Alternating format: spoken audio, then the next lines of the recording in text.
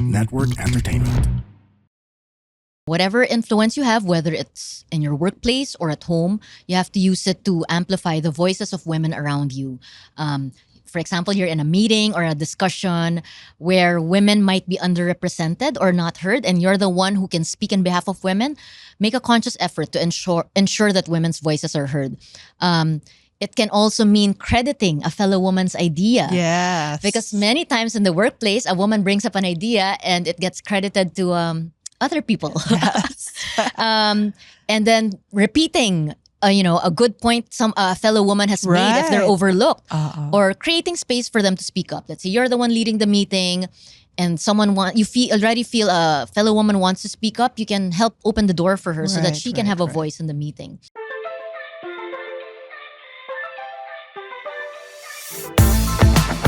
Hi, this is Mirza Season. Welcome to You Can Do This, a podcast that'll help you achieve your dreams and goals one episode at a time. What are you waiting for? Let's go!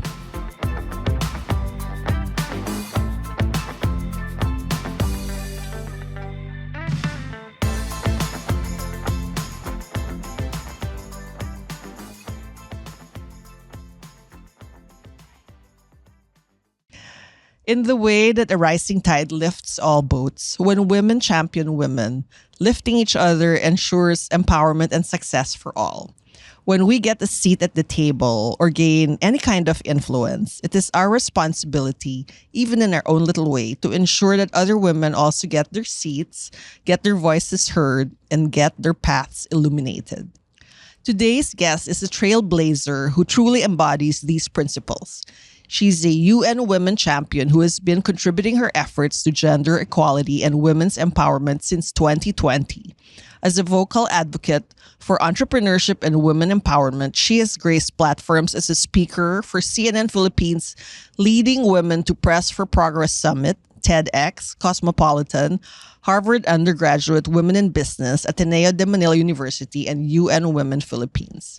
This award-winning entrepreneur is regarded as a pioneering force in homegrown beauty businesses as the co-founder of Happy Skin. She was awarded Woman Entrepreneur of the Year in 2017 by EOY Philippines under Ernst & Young, and is the author of the best-selling book, Read My Lips, What It Takes to Build a World-Class Homegrown Brand. She has an executive MBA from the Asian Institute of Management and is a business sustainability management alumni of the Cambridge Institute for Sustainability Leadership. Please welcome Rissa Mananquil Trillo. Hi, Mirza. Hi again, Rissa. Thank you for How having are me you? a Thank second time. Yes, thank you for being back.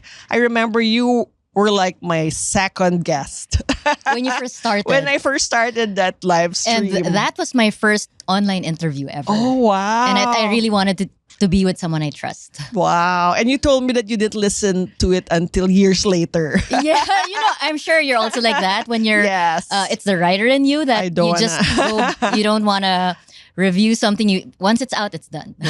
Right. So as I mentioned, it's been 4 years since I interviewed you for my live stream show. And that episode title was Do What Is Right Even If It Isn't Easy, which is your motto and which still perfectly encapsulates you and what you stand for now. How do you feel about that? Well, thank you. Ever since our last interview, so many doors have opened for me. Definitely. Even doors that I really never imagined. And maybe one day at the right time, I can share more about the kinds of doors that have opened. But one of those doors is actually working with UN Women. Yes. And my journey with UN Women has been very eye-opening. I have always felt it was important to use the platform or my platform to share stories of women who are breaking barriers in their own industries and communities. There are times when UN Women invites me to be part of a panel or a mission trip or to speak about my experiences as an entrepreneur or an advocate. And while I find these conversations really enriching, not only because I get to teach or share what I know, it's really more often than not, I'm the one who's learning from the different kinds of women that I meet across different kinds of contexts and backgrounds. And if there's one thing we all have in common, it's that we all believe that there are no limits to what a woman can do. That's right. So how did that happen? How did you get connected with UN Women? I'm very grateful for the trust because an entity like UN Women doesn't risk the UN name with just anything or anyone. So my work with UN Women started almost 4 years ago, actually, during the height of the pandemic. So, with so many women experiencing vulnerability in every sense possible, physically, mentally, emotionally, and economically. So UN Women used the extent of its online platform to help women find safe spaces and get back on their feet again. So I was privileged to play a small part in that. So my first partnership for them was working with them for a campaign for women empowerment principles. So it's a set of 7 principles established by UN Women and the United Nations Global Compact so that businesses are guided to be more gender responsive. So I was invited to write a letter to my younger self. Oh, For that yes, video, I saw that. I was with Senator Rissa Ontiveros and Nanette Medvedpo of Generation Hope. So that kind of video paved the way for more UN Women campaigns. I also ended up doing a video campaign for them that was entitled "A Letter to My Future Self." Yes, I saw that too. And then also a regional video that featured different entrepreneurs across Southeast Asia because it was about economic empowerment and that women are not just bread makers but can also be breadwinners of the home. So working with them, I get to amplify their messages through social media. And one of the recent ones was working on the Babae May Laban Ka campaign against Yes. gender-based violence. Yes. And I also get invited to moderate panel discussions or do field work. And then there was one time when we came from Cotabato, I ended up writing a report, even if it wasn't required. But I think it was the nerd in me and the writer in me that wanted to flesh out everything on paper. So what I like also is we get to brainstorm and meet for campaigns. And sometimes after an event, we also have debriefing sessions. But what I really, really appreciate is we're given direct lines with them to share our insights and feedback. Wow. So, how has that journey been like? And did you ever think that this would be the direction that you would go into? Um, I think, I've always wanted to work with UN. When I was younger, Audrey Hepburn was one of the women I looked up to. Right. And I have a funny anecdote. When I was 6 years old, so it was, there was a children's party in one of I think it was an Easter Sunday party. And there was a trivia game and the host, I was 6 years old, I remember that so clearly that day, was throwing a lot of trivia questions. And one of the questions was, what does UN stand for? And I was like, oh my God, it means United Nations. But no one's raising their hand. So I was like, maybe I'm wrong. How come no one knows? And I didn't raise my hand. And the host finally said, and the answer is United Nations. And when we were walking back to the car with my family, I was telling my mom, I knew the answer. I wish I raised my hand. So even at a young age, I don't know, it's something, I don't know why. Maybe because of my parents always having the news turned on. And it was something already in my consciousness. And then growing up, Audrey Hepburn was really one of the women I've always looked up to. So it really, I won't lie, it is a dream to be able to work with them. And give this chance is something I'm not taking for granted. I love that story because you showed us that you regretted not using your voice. And now you're really definitely using your voice in the true sense of the word to empower women. I mean, what could have been easy for you to do was just, rest on your laurels and rest easy. But no, I see you in all your platforms always being very intentional and purpose-driven in influencing positive change. And when we see each other in events, diba, even if it's like a luxury bag event, you're asking about the sustainability, how about mushroom leather, diba? Even in the products you endorse, you're all about integrity, which you say you believe that everything in life is a test of integrity. How has this shaped your approach to business and life? Well, I think everyone who's close to me and has worked with me will attest to the fact that I'm really, really discerning with the brands I choose to work with. Like, Yes. for example, you mentioned like Dermtropics. Yes. It's a brand that I recently embraced and wanted to represent. So, but going back, even before that, I was really always discerning. Like when I was modeling, there were a lot of I refuse to endorse a lot of skin whitening products Yes, I because know that. I didn't want to contribute to any harmful messaging that fair skin is what defines a woman's Yes. beauty. Thank you for doing that. And yeah, of course. And to this day, I'm still a very proud morena. I don't want girls growing up thinking they have to be ashamed of their natural color. So a big part of integrity for me is making sure that my words are followed by relevant action. So whenever I champion sustainability, it's not about following a trend for me, but more about putting in the hard work to ensure that we leave a planet that's better for the next generation and our children. Finding brands that actually share the same values isn't always easy. So when I do see a brand that's like that, especially because there's so much greenwashing like right now, when I True. do find a brand or come across a brand that champions the same values, I really try to do what I can to give them the support they deserve. Wow. So people in the modeling world, like the beauty and fashion aficionados, will probably remember you as being the president of the PMAP. What years were those? Oh The my Professional gosh. Models Association of the Philippines. I think I can't remember. I feel like that was a different lifetime ago, but it's Right. one of the most important stages of my life as well. Where you fought for the rights of models in the fashion industry. Yeah. And this was like probably the early makings of your future life where you would fight for the rights of women in general pala. How do you think that and everything else in your life led to where you are now? Like as Steve Jobs said, you can only connect the dots looking backward. That's true. Yeah, you can only connect the dots looking back. I guess I can say when I do look back at those dots that wanting to empower myself and the women around me has always been a consistent theme or thread in my life. And it I don't think of it necessarily like maybe as a strategy, but it's really more as a response to my own personal experiences. Because when I became a young mom at 18, Yes. I also dealt with a lot of unequal I'm care work at sure. home and encountered my share of misogyny in the workplace. So for me, it became clear that one of the best ways and practical ways I could have a say in the direction of my life and my child's was to become economically empowered and financially independent. So for me, that became the driving force of many other things that came after that. The decisions I would make, whether it's pursuing modeling, creating standards that would make modeling more dignified and equitable for everyone, or even getting into business and mentoring future women entrepreneurs. So looking back, the things I felt most passionate about always involved advocating for Filipinas to be more empowered and to have more choices for how they want to live their life. Right. So in the course of your work for the UN, you mentioned that you went to Cotabato Yeah. and then did the whole report in the last 4 years. And then I also read about when you read about the stories of some OG feminists that you met recently. They made you cry because you said that some of them were jailed, abused, or even separated from their children. And yet they toiled for decades, all for the fight for women's rights and gender equality. What have you learned thus far about women? Wow. I remember that shoot so well. I took a pause from writing for the Philippine Star, but meeting them really inspired me to write again because they had so many stories worth telling.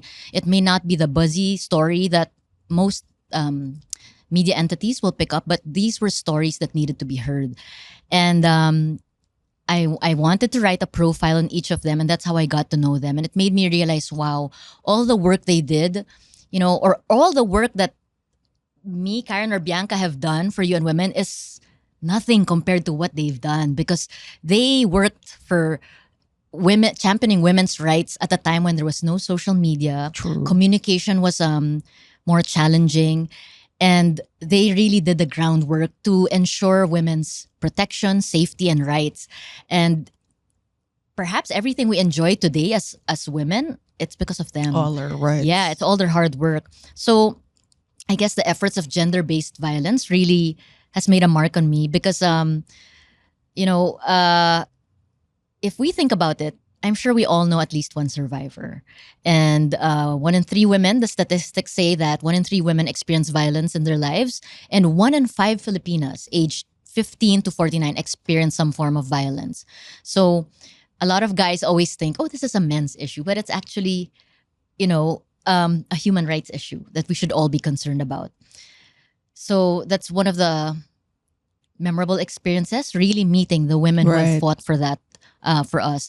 Now, going to Cotabato was also memorable because, like I mentioned to you earlier, I ended up writing a report. I feel like when I'm inspired, I end up writing extra.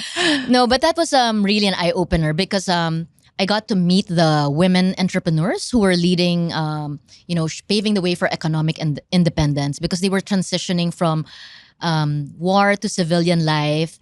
And the craft of weaving is something that was so important to them. Maybe initially they started it because it allows them to earn money while looking after their children. But when I got to talk to them and sit down with them, a lot of them wanted their daughters to continue the craft and the art of weaving, even if they can already afford going to college, because culture was so important to them to be passed on. And then I also met some entrepreneurs, female entrepreneurs, first time they made natural noodles, preservative free. But they learned, and they were able to package everything and manufacture everything, and they learned everything just through YouTube. Wow. Yeah, Wow. they bought machines and everything. They were very hands on. And what there's one thing that struck me the most when we went to Cotabato is that the CSOs there make an effort not just to educate the women but also the men in the family. So they explain the importance of what role men can play in the family, about being gender neutral and equality. So it was a unique form of educating people about gender equality. Can't we do that for the whole country? I know. I think there should be some sort of something to also for the men. Right. Wala bang UN men? So speaking of gender equality, sometimes we'll hear remarks like, ano pa bang pinaglalaban nyo? Di ba equal na ang men and women? And then when it even comes to the global gender gap, the global gender report, we were, that the Philippines was once in the top 10 and now we are in 16th place and the second Asian country to be in the top 20. So what is the real situation? Where does the Philippines actually stand when it comes to gender equality? And what can we say to those people who say, what are you still fighting for? Aren't things already equal? Hi, guys. We are the Eavesdrop Podcast. My name is Francesca. My name is Jelly. This is Delamar. This is Jude. What's up? Yeah, and we are inviting you to check us out, your fellow TPN podcast. And if you want to learn more about life, what's happening around us, you want to know about love, healing, this is the podcast you should be listening to. Eavesdrop, eavesdrop, eavesdrop, eavesdrop. Sometimes we get drunk and do the show. Those are the fun ones. Like today, Ooh, why? Who's drunk? Like right now. you're red as a bug. Am I? Eavesdrop, please catch it. 4 hosts going crazy. You'll have fun. You'll cry. Everything else. So please check it out. The Eavesdrop. Only on the Pod Network. No, it's not. According to the latest 2023 gender gap report, before it would always be, it will take 100 years to Yes. reach, to close the gender gap. And then now for 300. No, it's 131 years Okay. according to the 2023 gender gap report. So there are still gaps in education. Although the gaps in educational attainment and health and survival are almost closed, Yes. it's really the gaps in economic participation, opportunity, and political empowerment that there is a big lag worldwide. So personally, when I think about it, I really do this kind of passion I have for gender equality and women empowerment. It's really for the next generation. I realized being a mom and having daughters really changed the way I make decisions. Motherhood has taught me that we have a responsibility bigger than just ourselves. And knowing that I can contribute to the future of another human being is actually a privilege and an honor. So, yes, where are we now in the Philippines? There's so much work to be done. Multi-stakeholder involvement, whether it's government, private sector, development sector partners, civil society, all organizations, all of these all give us the space to demand action and ensure accountability if, we get them all to work together. So the goal is by 2030, which is the deadline for the UN Sustainable Development Goals, is that we all will have made a significant and tangible progress towards gender equality. So that's hopefully by 2030. But I think a gender equal future is only possible when our words are matched by actions. I think that's one of the things we have to remember. So this might sound boring, but there are a lot of things needed, like legislative reforms, more educational awareness. There are a lot of laws that protect women, but sometimes women don't know how to use these laws. True. So more political participation. We need more women in the leadership space and political space. Economic empowerment, which I've always felt is important. Even when I got to talk to those OG feminists, when it came to gender-based violence and a lot of women still don't take the opportunity to use the laws to their advantage because they're not economically independent. Like, they don't even have their own money to pay for the photocopy of the ID just so they can file a report. That's why, it all revolves, and, economic empowerment is so important to address a lot of the issues for gender equality. So I guess I'd love to see, in a world where currency is really the main driver of change, I'd love to see governments and big businesses put the investment and money in gender equal plans and activities so that we can see a more gender equal future. At the end of the day, I think the budgets show where the priorities lie. I think a lot of people don't realize that when you invest in women, economies stand to gain so much, not just for women, but for all, This for is all of us. proven Yep. around the world. Yeah. So that all seems so daunting, and maybe the female listeners are thinking, okay, but what can little old me do? Why is it important that we all do our part? And is it doable actually? Yes, we can all play a part in creating a gender equal future, no matter what your age is, what your profession is. Right. I think the first step is always the willingness to be part of the conversation. So let's say you're a woman who wants to make a stand, call something out and speak up. Right. For example, Yeah, for example. let's say there was a misogynistic person in the workplace. Yeah. Stand up, call it out. Sometimes we're so afraid to use our voice. And Right. I think the importance here is that when a woman speaks up, she gives another woman the courage to do the same. Right. Sometimes it just takes one person to speak up. And when you speak up, you're actually speaking up for those who have no ability to speak up. Or to What's those who a are silent. sample conversation that you might say to speak up when calling out something? Like, do you scold the man? or Oh, it can differ. But I have been in different situations right. where And what did you say? even as a parent, it has been difficult because sometimes it's people who are close to you and you have to call them out. Right. And I think it's even harder when you're related to them or they're your friends. right. But you have to do it and call them out. There's always a nice way to say something because, or else it just goes on and gets passed. These mindsets, Right. outdated mindsets, get passed on to the next generation. So Right. yeah. So for one, if you're a woman, call out something. And then if you're an ally who isn't informed about gender equality, sometimes the first step is about reading more or taking time to listen, educate Right. yourself, right? And then let's say if you're an employee at the workplace, you can also hold your company accountable or the Yes. leadership in companies when it comes to Yes. abolishing discrimination at the workplace and Right. that. And then business owners can also make sure that their business structure and employee makeup is gender equal. Citizens, if you're from, you can talk to your LGU to make sure that what projects or laws are in place to secure gender equality. And even parents, grandparents, or older siblings, we can all create a culture of women empowerment right in our own home. Right. So when you hear comments, let's say from relatives like, such a pretty girl, Iha. Pwede kang maging whatever. Have you encountered that? Yes, and so much more. And so much more. Do tell. No, I think it really starts at home. Like for me, I make sure my own daughters understand their self-worth isn't tied to their appearance. Right. The way we compliment them when they do a good job in something is not, oh, you're so pretty, or I like the way your voice is so sound so nice. Like, oh, I like that you really took the time to rehearse or Right. practice.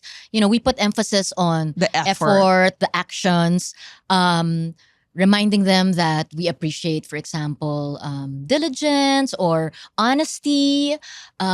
We also make sure at home we create safe spaces for our daughters, because if they don't experience that at home, they're gonna have a hard time Right. speaking up when they get to the workplace. Right. How do you teach them to call out, let's say, misogyny? Or I'm sure they're very well equipped and armed with what to say. Because yes, it starts we do at tell home. them. They have spoken up and called out, whether it's a bias or guy playmate or Okay. friend or a teacher or a Right, classmate, and I always remind them to do it in a respectful manner. Right. Because at the end of the day, there are some people, maybe they're only learning more about Yes. what is maybe an outdated There's mindset. such a lack of awareness. There actually. is, there is. Right, Sometimes right, you can't fault some children. They grew Right. up in an environment that's what's Yes, normalized that's what for they them. hear. Right, Yes, so right. they feel it's very normal. Little things like, for example, I hear a parent telling their son, "Oh, be gentle because she's a girl," Right. or don't do that, or don't hurt her because she's a girl. But for me, you shouldn't hurt. Anyone. Period. Or be rough. Period. Right. Or don't cry, you're or a be too boy. physical. Yes, there's so many outdated Notions. on what it means to be a guy and a girl. Right. So, Rissa, what kind of world can you envision for Filipino women when we all do our part and achieve a gender equal world? I hosted a dinner recently, and before we all got together for dinner, it was a group of young women achievers making waves in their own different industries. So I asked for their bios, and if there was one thing they had in common aside from making a dent in their own industries, they all downplayed themselves in their bios. And I told them that at the dinner. I said, Right. all of you, I had to ask to revise your bios, because I said, don't be shy to include your recognitions or awards. And maybe 9 out of 10 of the women I had invited and asked for their bios forgot or downplay themselves. And that's the tendency of women really have, to downplay both their achievements and even the challenges. And sometimes we feel like our wins aren't worthy of being recognized, and our struggles. Or we say things like, hindi, chamba lang. Yeah. Or, di naman. Parang swerte we lang. can't champion ourselves or pat Right, ourselves on the right. back. I mean, you have to know, you have to believe in yourself before I'm others. still guilty of this. Like when people mention, let's say, a writing award that I got, I'm like, I joke around in a self-deprecating manner and I say, actually, that year raffle lang eh. Oh my gosh. I guess maybe because we grow up in an It's our environment. conditioning, diba? Yes. Don't be mayabang. Yes, a lot of especially if them you're a are so girl. used to downplaying themselves because they work in an environment that's dominated by men. Yes. And they feel that if they try to assert themselves, it makes whatever work they have to do more difficult. Yes. But I guess that was a big reminder for all of them. Why do we have to shrink ourselves for other people, right? That it all the more normalizes that for men. So I think we have to resolve that internal conflict. Start with ourselves. Start with ourselves. We have to feel more empowered to celebrate ourselves and not be ashamed, not just of our wins, but also our struggles. And we have to support one another. I guess we feel, we are not alone when we share Right. struggles with other women. Right. And we'll realize that we really live in a society that there's no limit to what a woman can do. Empowering women, as studies will show us, is in the best interest of humanity. And everyone really benefits when we empower women, men, women, children, and the next generation. Right. It seems so, well, honestly, parang impossible ang gender equality when you think about what's still being said, how misogynistic Philippine society still is. What is your hope for us? What's our hope for us? And what keeps on giving you hope that makes you work so hard? I guess we have to move the needle in our own way. What gives me hope is like I said, I really do it for the next generation. I hope the next generation, which includes my daughter and the generations that come after that, don't experience what we experience. You know, Right. I always tell my husband that you don't know the feeling of driving or walking to your car still clutching your keys. I don't think guys will ever understand that. And I hope when my daughters grow up or when they have to drive as a young woman in the corporate world, that they don't have that fear anymore. Yeah, Right? true. Walking alone in the street at night, you don't know if something will happen to you. That sense of security, that even just that Right. we don't have. Right. But it can be very overwhelming. A lot of us feel like, oh, I don't know where to start. But like I said, we have to start. The best time to start was yesterday. The second best time to start is today. And, it's never too late to do your part. We can all Right. really play a role. It can feel overwhelming, but if you multiply all our efforts and put them all together, we can really make a difference. Right. And we will start now by getting Rissa's 5 steps. My 5 steps. Her 5 steps or ways to use your influence to champion women the way she has. Okay, I think first, very important is to amplify women's voices. Whatever influence you have, whether it's in your workplace or at home, you have to use it to amplify the voices of women around you. For example, you're in a meeting or a discussion where women might be underrepresented or not heard, and you're the one who can speak in behalf of women. Make a conscious effort to ensure that women's voices are heard. It can also mean crediting a fellow woman's idea. Yes. Because many times in the workplace, a woman brings up an idea and it gets credited to other people. Yes. And then repeating, a good point some fellow woman has made if they're Right. overlooked. Uh-uh. Or creating space for them to speak up. Let's say you're the one leading the meeting and already feel a fellow woman wants to speak up. You can help open the door for her so that Right, she can right, have a right. voice in the meeting. Second, advocate for equal opportunities, whether in the workplace, community. Like in the workplace, you advocate for fair hiring and promotion practices, that a person gets hired and promoted based on merit, not on Right. gender. Like when they say, mas kailangan ni boy yung job kasi may pamilya siya. Rather than, ikaw, single ka naman. Yeah, there's still so many biases. Even when hiring, like a lot of companies still ask, "Are you about to get married?" Oh, yes. And it's right. like a minus instead of a plus. When in Right, fact, the right. most hardworking women are mothers. Yes. One of the most hard. Especially single mothers. So those are just some of the things you can do in the workplace. Third is by mentoring and sponsoring women. Which you are doing. Thank you. But I think we can all do our part. And sometimes I feel like I wish I could do more. Whether it's someone, a colleague in the industry or a niece in the family, Right, you can right. always offer guidance, support, and advice to help them navigate their career. I think a lot of us, we grow up and go through our different life stages at school, career, and motherhood or family and all these life stages. But sometimes we don't have anyone to turn to. And if you can help someone, a fellow Right. woman, avoid maybe the pitfalls or the mistakes you've Right. made by sharing and giving advice, then you're already giving them the opportunity to make a better future for themselves. Right. I was just in a panel for the KPP, Kapisanan ng mga podcasters ng Pilipinas, with Bianca Gonzalez and Siege Tentanco.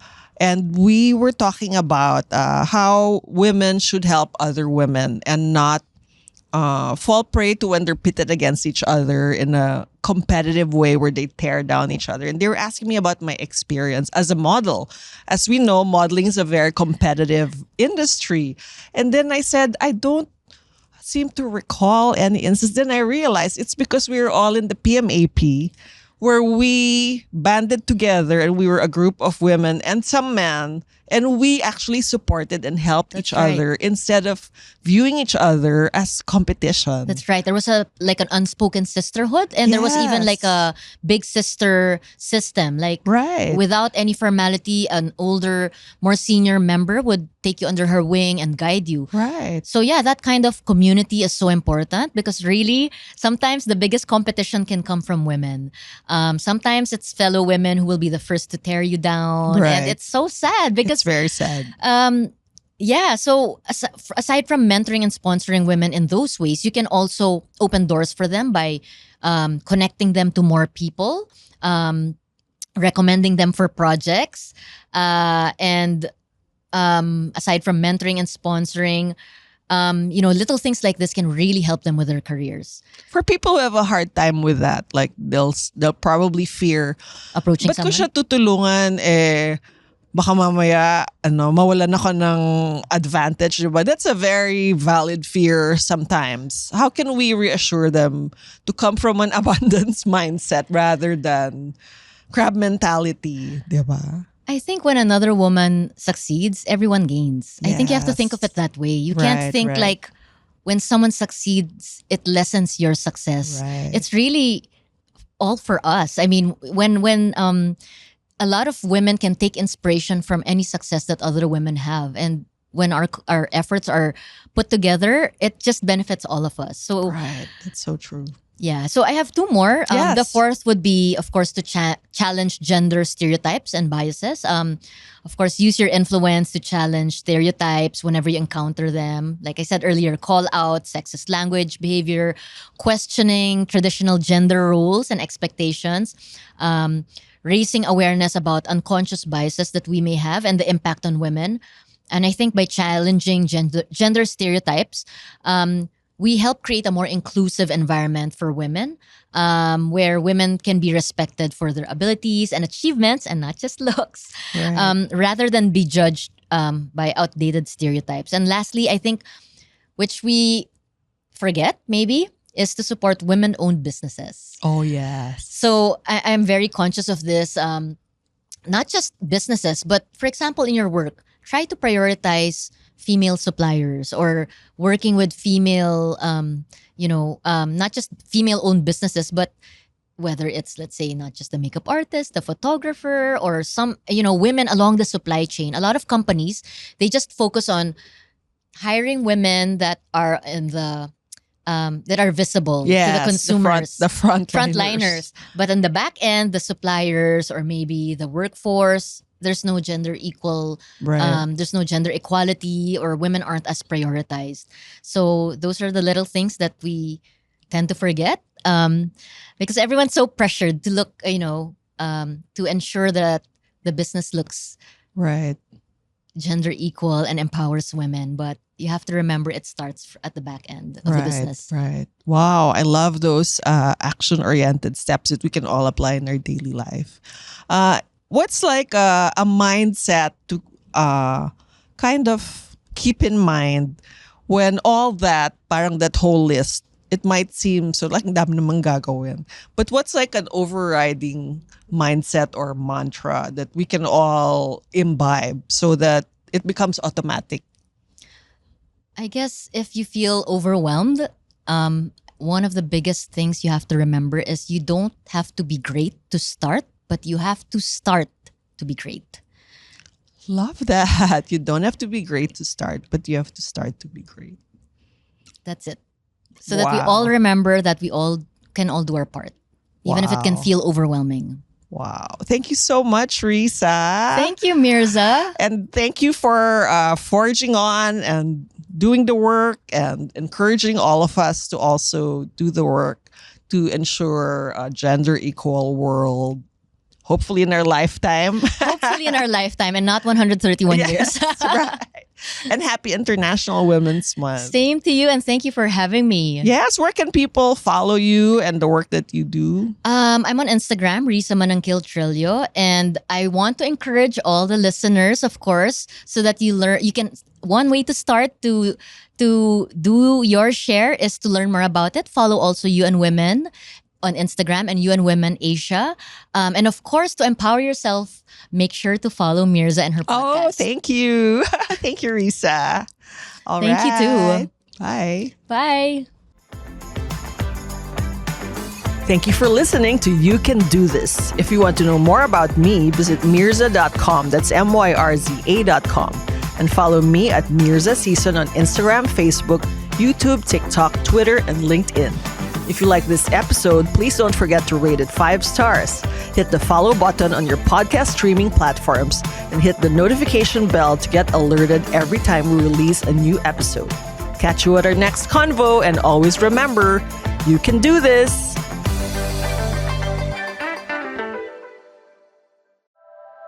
The opinions of podcast creators, hosts, and guests are not necessarily reflective of the official stance of the Pod Network Entertainment, its hosts, or other network programs. The content created by the people behind the podcast is personal and not meant to harm any religion, ethnicity, group, organization, company, or individual.